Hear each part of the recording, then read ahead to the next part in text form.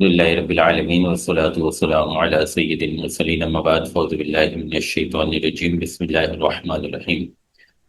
اچھا جی، آج ہم پڑھیں گے مختصر المعانی فن اول۔ اسناد خبری کے حوالے سے گفتگو ہو رہی تھی۔ وہ صورتیں جہاں خلاف مقتضی ظاہر کلام لایا جاتا ہے ان صورتوں کا بیان ہو رہا تھا۔ ایک صورت منکر کو غیر منکر کے مرتبے میں اتار لینا، یہ اس وقت ہوتا ہے جب منکر جس چیز کا انکار کر رہا ہے اس کے پاس اس شے میں ایسی علامتیں، ایسے دلائل موجود ہوں کہ اگر وہ خود غور کرے، اگر وہ خود ان چیزوں کی طرف توجہ کرے تو اس کا انکار زائل ہو سکتا ہے، اس کا انکار ختم ہو سکتا ہے، اس کے انکار کی کوئی حیثیت نہیں ہوتی۔ یجعل المنکر کغیر المنکری، منکر کو غیر منکر کے مرتبے میں رکھ لیا جاتا ہے اذا کان معہ ای مع المنکر، یعنی جب منکر کے ساتھ، منکر کے پاس ما ایسی بات موجود ہو ان تام لہو کہ اگر وہ اس میں غور کرے، ای شیء یا من الدلائل والشواہد، یعنی دلائل و شواہد میں سے کچھ ایسا موجود ہو، ان تامل المنکر ذالک الشیء، کہ اگر منکر خود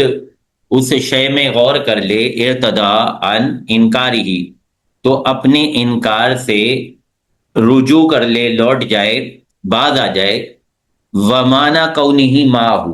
اس کے پاس ہونے کا مطلب یہ ہے کہ ان یکون معلوما لہ مشاہدا عندہ، کہ وہ چیز اس کو معلوم ہو، وہ چیز اس کے مشاہدے میں ہو۔ کما تقول لمنکر الاسلامی، جیسا کہ آپ اسلام کے منکر کو کہہ سکتے ہیں الاسلام حق من غیر تاکید، اسلام حق ہے بغیر کسی تاکید کے، آپ یہ جملہ اسلام کے منکر کو کہہ سکتے ہیں۔ کیوں؟ لِأَنَّ مَا ذَلِكَ الْمُنْكِرِ دَلَائِلٌ، کیونکہ منکر کے پاس ایسے دلائل موجود ہیں، دالتن، جو دلالت کرنے والے ہیں، علی حقیت الاسلامی، اسلام کے حق ہونے پر۔ قیلا، بعض شارحین نے کہا مانا کونہ معہ، اس کے پاس دلیل ہونے کا مطلب ان یکون موجودا فی نفس الامر، یہ ہے کہ خارج میں، نفس الامر میں وہ دلیل موجود ہو۔ وفیہ نظر، لیکن تفتازانی کہتے ہیں کہ اس تشریح میں کچھ خرابی ہے۔ لأن مجرد وجود ہی لا یکفی فی الارتداء، کیونکہ کسی چیز کا فقط پایا جانا، فقط موجود ہونا، یہ رجوع میں کافی نہیں ہوتا، ما لم یکن حاصلا عندہ، جب تک کہ وہ چیز اس کے پاس حاصل نہ ہو، اس کے علم میں نہ ہو۔ وکیلا مانا ما، اور بعض شارحین نے کہا کہ ما کا مطلب ہے ان تام لہ شیء من العقل، کہ اگر عقل میں سے کچھ غور کر لے، اگر عقل میں سے کچھ تھوڑا کوئی ایسی چیز ہو جس پہ وہ غور کر لے۔ وفیہ نظر، لیکن اس میں بھی تفتازانی کہتے ہیں کہ خرابی ہے۔ لأن المناسب حینئذ ان یقال، کیونکہ اگر شیء من العقل یہاں پہ مراد ہوتا تو پھر مناسب یہ تھا کہ ان یقال، یوں کہا جاتا ما ان تعمل به، لأنه لا يتعمل العقل بل يتعمل به، کیونکہ عقل پر غور نہیں کیا جاتا بلکہ عقل کے ذریعے غور کیا جاتا ہے۔ اس کی مثال کیا بنتی ہے؟ منکر کو غیر منکر کے مرتبے میں اتارنا، جیسا کہ اللہ تبارک و تعالیٰ کا فرمان لا ریب فی، ظاہر ھذا الکلام، اس کلام کا ظاہر یہ ہے کہ انہ مثال لجعل منکر الحکم کغیرہ، کہ مصنف نے اس کو مثال بنایا ہے منکر کو غیر منکر کے مرتبے میں اتارنے کی۔ وترک تاکید لذالک، اور منکر کے لیے تاکید کو ترک کرنے کی۔ وبیانہ، اس کی وضاحت یہ بنتی ہے، اس کی تشریح یہ بنتی ہے کہ ان معنی لا ریب فی، کہ لا ریب فی کا مطلب ہے لیس القرآن بمزنۃ लिरैबी کہ قرآن شک کی گنجائش رکھنے والا نہیں ہے، شک کا مظنہ نہیں ہے، ولا ينبغي ان يرتاب فیہ، اور مناسب نہیں ہوتا کہ اس میں شک کیا جائے۔ وہذا الحکم مما ینکرہ کثیر من المخاطبین، اور یہ حکم ایسے احکام میں سے ہے کہ جس کا مخاطبین میں سے بہت سارے لوگ انکار کرتے تھے۔ لیکن نزل انکارہم منزلۃ عدمہ، لیکن ان کے انکار کو عدم انکار کی منزلت میں اتار لیا گیا، لما معہم من الدلائل، کیونکہ ان کے پاس ایسی دلیلیں موجود تھیں، الدالتی جو دلالت کرنے والی تھیں، علی اس بات پر کہ انہ لیسا کہ یہ کلام ان کلاموں میں سے نہیں ہے، مما ینبغی کہ جس میں مناسب ہوتا ہو کہ ان یرتاب فیہ اس میں شک کیا جائے، والاحسن ان یقال، لیکن احسن یہ ہے، بہتر یہ ہے کہ کہا جائے انہ نذیر لتنزیل وجود شیء منزلۃ عدمہ، کہ لا ریب فی جو ہے یہ وجود شے کو عدم وجود کے مرتبے میں اتارنے کی مثال ہے، بنا کرتے ہوئے علی وجود ما یزیلہ، اس پر جو اس چیز کے موجود ہونے پر جو شک کو، جو ریب کو زائل کر دیتا ہے۔ فَإِنَّهُ نُزِلَتْ ریب المرتابین منزلۃ عدمہ، تو اس آیت مبارکہ میں شک کرنے والوں کے شک کو عدم شک کے مرتبے میں اتار لیا گیا ہے، تعویلاً بھروسہ کرتے ہوئے، علی اس پر، ما یزیلہ جو شک کو زائل کر دیتا ہے، حتی نفی الریب یہاں تک کہ ریب کی نفی کر دی گئی، علی سبیل الاستغراقی استغراق والے انداز پر، کما نزل الانکار منزلۃ عدمہ جیسا کہ انکار کو عدم انکار کے مرتبے میں اتار لیا جاتا ہے، لذالک اسی وجہ سے، اسی اعتماد کی وجہ سے، حتی صح ترک التاکیدی یہاں تک کہ تاکید کا ترک کرنا یہاں درست ہو گیا، وہکذا ای مثل اعتبارات الاثباتی، اسی طرح یعنی جیسے اس بات کے اعتبارات کی مثالیں ہیں، اعتبارات النفی، نفی کے بھی اعتبارات ہیں، من التجریدی عن المؤکدات فی الابتدائی، ابتدائی کیفیت میں، ابتدائی حالت میں مؤکدات سے خالی ہونا، و تقویتہ اور مضبوط کرنا، بمؤکد مؤکد کے ساتھ، استحساناً استحسانی طور پہ، فی طلبی کیفیت میں، ووجوب التاکیدی تاکید کا واجب ہونا، بحسب الانکاری انکار کے مطابق، فی الانکاری انکاری کیفیت میں، تقول لخالی الذہنی آپ خالی الذہن کو کہیں گے، ما زید قائما او لیس زید قائما، وللطالبی طالب کو کہیں گے، ما زید بقائم، وللمنکری منکر کو کہیں گے، واللہ ما زید بقائم، وعلی ھذا القیاس۔ الاسناد الحقیقی، اسناد حقیقی، ثم الاسناد مطلقا سواء کان انشائیا او اخباریا، اسناد مطلق طور پہ چاہے انشائی ہو چاہے اخباری ہو، منہ حقیقت عقلیت، اسناد میں سے کچھ حقیقت عقلیہ ہوتی ہیں، لم یقل اما حقیقت و اما مجاز، یہاں پہ مصنف نے اما حقیقت اور اما مجاز والا انداز اختیار نہیں کیا، لأن بعد الاسناد عنده لیس بحقیقت ولا مجاز، کیونکہ مصنف کے نزدیک کچھ اسناد ایسی بھی ہیں کہ جو نہ اسناد حقیقی ہیں نہ اسناد مجازی ہیں، کقولنا الحیوان جسم والانسان حیوان، جیسا کہ یہ دو انہوں نے مثال کے طور پر سندیں بیان کی جو نہ حقیقی ہیں نہ مجازی ہیں مصنف کے نزدیک، الحیوان جسم الانسان حیوان، جعل الحقیقت والمجاز صفت الاسنادی، حقیقت اور مجاز کو اسناد کی صفت قرار دیا گیا ہے، دون الکلامی نہ کہ کلام کی، لأن اتصاف الکلام بہما، کیونکہ حقیقت اور مجاز کے ساتھ کلام کا متصف ہونا انما ہوا باعتبار الاسنادی، وہ صرف اسناد کے اعتبار سے ہی ہوتا ہے، وَأَوْرَدَهُمَا فی علم المعانی، اور اسناد حقیقی اور اسناد مجازی جو ہیں یہ علم المعانی میں وارد ہوئی ہیں، لِأَنَّهُمَا من احوال اللفظ، کیونکہ یہ دونوں اسناد لفظ کے احوال میں سے ہیں، فید خلانی فی علم المعانی، لہذا یہ بحثیں اسناد حقیقی اور اسناد مجازی داخل ہو جائیں گی علم المعانی میں، وَهِيَ أَيَّ الْحَقِيقِيَّةُ الْعَقْلِيَّةُ اسناد الفعلی او معناہ، وہ یعنی حقیقت عقلیہ کا مطلب کیا ہوتا ہے؟ فعل یا معنی فعل، معنی فعل سے کیا مراد ہے؟ کالمصدر و اسم الفاعل والمفعول و صفت المشبہۃ و اسم التفضیل والظرف، معنی فعل سے مراد یہ چند چیزیں ہو گئی، مصدر، اسم فاعل، اسم مفعول، صفت مشبہ، اسم تبدیل، ظرف۔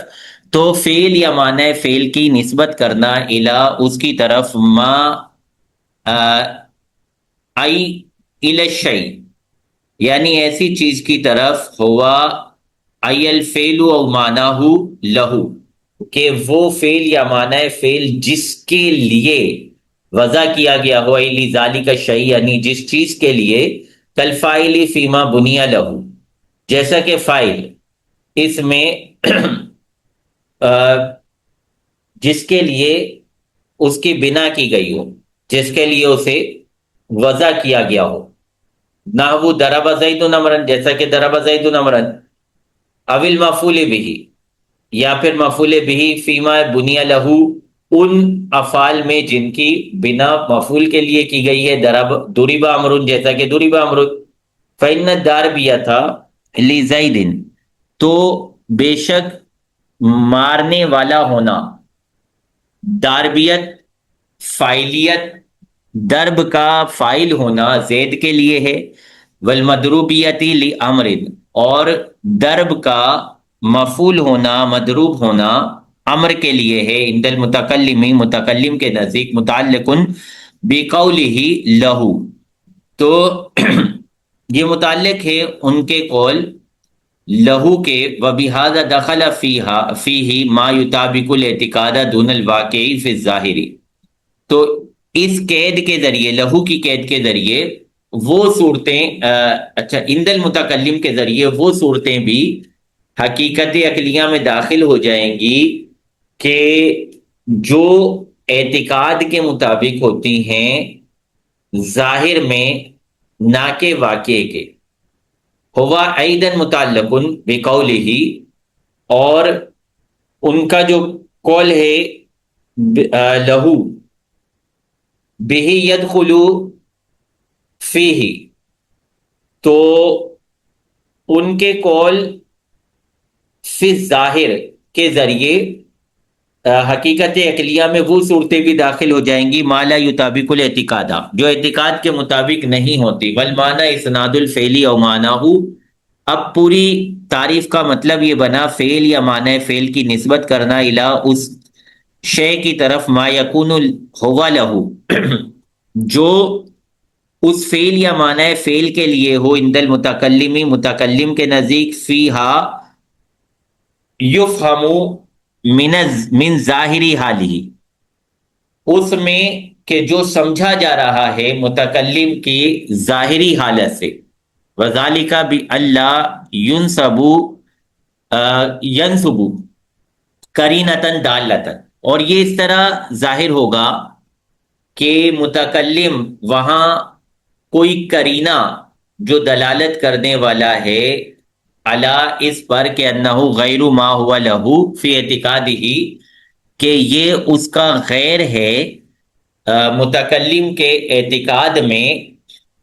ایسا کوئی قرینہ قائم نہیں کرے گا، ومعنی کونہ لہو، اور اس کے اس چیز کے لیے ہونے کا مطلب یہ ہے کہ ان معنی ہو قائم بہ، کہ اس فعل یا معنی فعل کا معنی اس شے کے ساتھ قائم ہوگا، او وصف لہو، اور اس شے کا وصف ہوگا، وحقہ ان یسند الیہ، اس کا حق یہ ہے کہ اس ہی کی طرف اس کی اسناد کی جائے، سواء کانا مخلوقا للہ تعالی او لغیرہ، چاہے وہ اللہ کی وہ فعل اللہ کی مخلوق ہو یا غیر اللہ کی مخلوق ہو، سوان کانا صادرن انہو بھی اختیاری ہی، چاہے وہ فعل اس فائل سے اس کے اختیار سے صادر ہوا ہو کا دربا جیسا کہ دربا، اولا یا پھر اس کے اختیار سے صادر نہ ہوا ہو کا مریدا و ماتا۔ فاقسام حقیقت العقلیتی، تو حقیقت عقلیہ کی اقسام علی ما یشملہ التعریف، اس پر جسے تعریف شامل ہوتی ہے، ارباتن چار بنتی ہیں۔ الاول پہلی، ما یطابق الواقعہ والاعتقاد جمیعاً، جو واقع اور اعتقاد دونوں کے مطابق ہو، کا قول المومنی جیسے کہ مومن کا کہنا انبت اللہ البقلا، اللہ تبارک و تعالیٰ نے سبزہ اگایا۔ وثانی دوسری صورت یہ ہوگی ما یطابق الاعتقاد فقط، جو فقط اعتقاد کے مطابق ہوتی ہے، نحو قول الجاہلی جیسا کہ کافر کا کہنا انبت الربیع البقلا، ربی کے موسم نے سبزہ اگایا۔ والثالث ما یطابق الواقعہ فقط، تیسری صورت وہ ہوتی ہے جو فقط واقعے کے مطابق ہو، کا قول المعتزلی جیسا کہ کسی معتزلی کا کہنا، لمن لا یعرف حالہ، جو اس کے احوال کو، جو اس کے اعتقادات کو نہیں جانتا، وہو یخفی ہا، اور وہ اپنے اعتقاد کو اس سے چھپاتا ہے، وہ کہتا ہے چھپاتے ہوئے، خلق اللہ تعالی افعال کلہا، اللہ تبارک و تعالی نے تمام افعال کو پیدا فرمایا۔ وَهَذَا الْمِثَالُ مَتْرُوكٌ فِي الْمَتَنِ، یہ جو معتزلی والی مثال ہم نے بیان کی ہے، یہ متن کی جو قیودات ہیں ان میں شامل نہیں ہو پا رہی، اس سے متروک ہے۔ والرابع چوتھی صورت، ما لا یطابق الواقعہ ولل اعتقاد جمیعاً، چوتھی صورت وہ ہے جو واقع اور اعتقاد دونوں کے مطابق نہ ہو، نحو قولک جیسا کہ آپ کا کہنا، جا زیدن زید آ گیا، وانت ایو، والحال آپ، یعنی حال یہ ہے کہ انکا خاصتن، آپ خاص طور پہ، تعلم جانتے ہیں کہ انہو لم یجیو، کہ وہ نہیں آیا، دون المخاطبی مخاطب نہیں جانتا، اذ لو علمہ المخاطب، کیونکہ اگر مخاطب بھی یہ بات جانتا ہو، لما تعینہ کونہ حقیقتاً، تو پھر اس کا حقیقت ہونا متعین ہو جائے گا، لجوازی اس بات کے ممکن ہونے کی وجہ سے کہ ان یکون المتکلم قد جعل علم السامعی، کہ متکلم نے ہو سکتا ہے سامع کے علم کو ہی بنا لیا ہو، بِأَنَّهُ لَمْ يَجِئْ، کس علم کو کہ وہ نہیں آیا، قرینتاً، اس علم کو ہی قرینہ بنا لیا ہو اس بات پر کہ انہو لم یرد ظاہرہ، کہ متکلم اس عبارت کے، اس کلام کے ظاہر کا ارادہ نہیں رکھتا۔ فلا یکون الاسناد الی ما هو له عند المتکلم فی الظاہر، تو لہذا اس صورت میں یہ کلام متکلم کے نزدیک ظاہر میں اس کی طرف نسبت نہیں بنے گا جس کے لیے وہ لفظ وضع کیا گیا ہے، وہ اسناد مقرر کی گئی ہے۔ چلے جی یہاں تک رکھتا۔